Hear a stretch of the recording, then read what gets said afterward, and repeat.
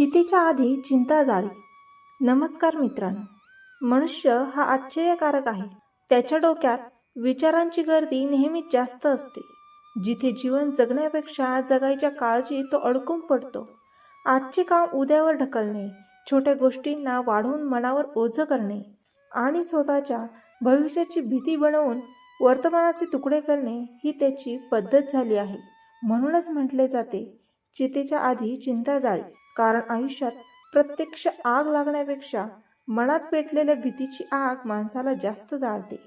आपण अनुभवले असेलच की एखादी समस्या खरी घडण्यापूर्वीच तिची 100 रूपे आपण मनात उभी करतो. भविष्याचा अंदाज घेत घेत स्वतःच्या आयुष्याची ओढाताण करतो आणि शेवटी जे घडायचं ते तसंच घडतं.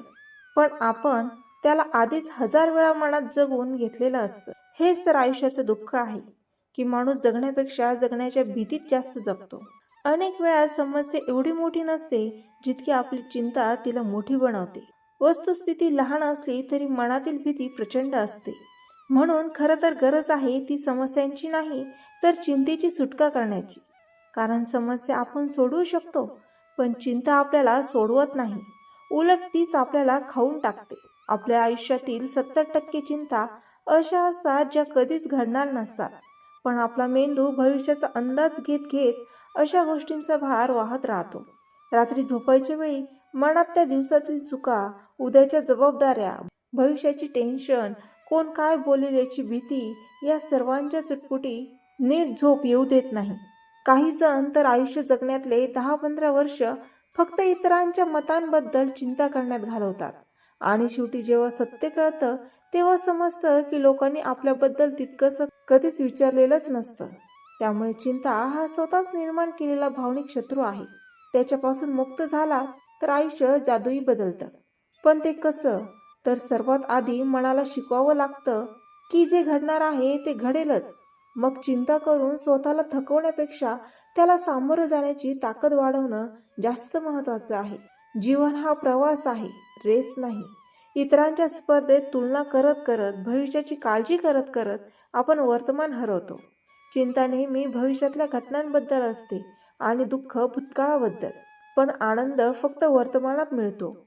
जो वर्तमान जगायला शिकतो तोच खरं आयुष्य आनंदाने जगतो. जगण्याची मजा चिंता दूर केल्यावरच मिळते. त्यामुळे चितेच्या आधी चिंता जाळी म्हणजे काय? म्हणजे अजून आगच लागलेली नाही, अजून संकट आलंच नाही, अजून परिस्थिती अवघड झालेली नाही, पण मनाने आधीच हार मानून घेतली आहे. हेच आपल्याला थांबवते, घाबरवते, कमी लेखते. आपण स्वतःलाच स्वतःची भीती दाखवून अडखळायला लावतो. अनेकदा अशी वेळ येते की माणूस स्वतःच्या मनाचा कैदी होतो. चिंता त्याला चुटपुटीत ठेवू लागते.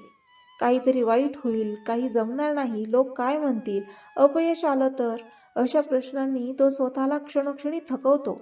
पण सत्य असं की या प्रश्नांची उत्तरे कोणाकडेही नसतात. जगातील सर्वात यशस्वी लोकांनाही हीच चिंता असते, पण ते तिच्या आगीत जळून संपत नाहीत. उलट ते चिंता मनातून काढतात आणि प्रयत्नशील होतात. चिंता सोडून दिली की मन शांत होतं आणि शांत मनात विचारांचा प्रकाश येतो.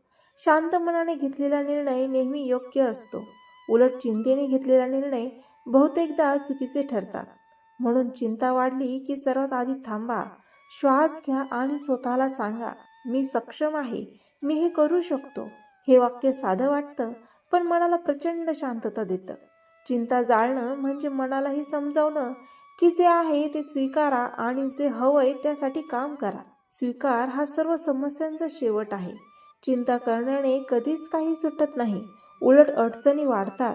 शरीर आजारी पडतं, झोप कमी होते, राग वाढतो, मनात नकारात्मकता वाढते आणि कधीकधी माणूस हतबलही होतो. प्रत्येक दिवस चिंता करत घालवला तर त्या दिवसाचं आयुष्य संपून जातं. आपण जगत नाही, फक्त भीतीत राहतो. म्हणूनच म्हणतात, चिंता ही न दिसणारी आग आहे. ती दिसत नाही पण जाळते मात्र घनघोर. जीवनात केव्हा तरी एकदा तरी आपण पाठीमागे वळून बघितलं पाहिजे आणि स्वतःला विचारलं पाहिजे, मी एवढ्या चिंता का करतोय? मी कोणापासून पळतोय? मी कोणाच्या भीतीत जगतोय?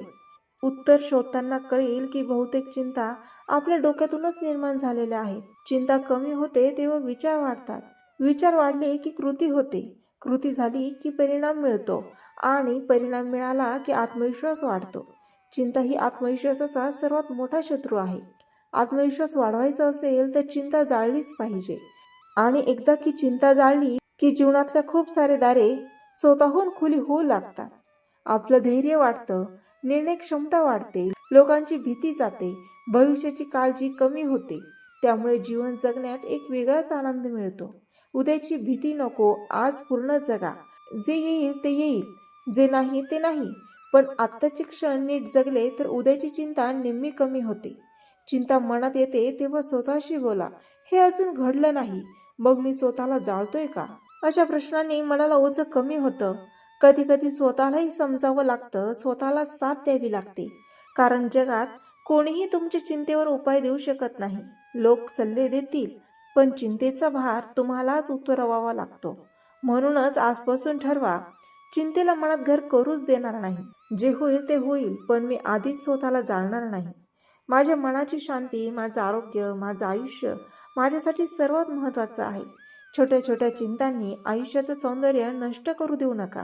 एखादी गोष्ट हाताबाहेर गेली तर तिला जाऊ द्या. जे आपण बदलू शकत नाही त्याच्या मागे चिंता करून वेळ घालवू नका. त्याऐवजी जे बदलता येईल त्यावर काम करा.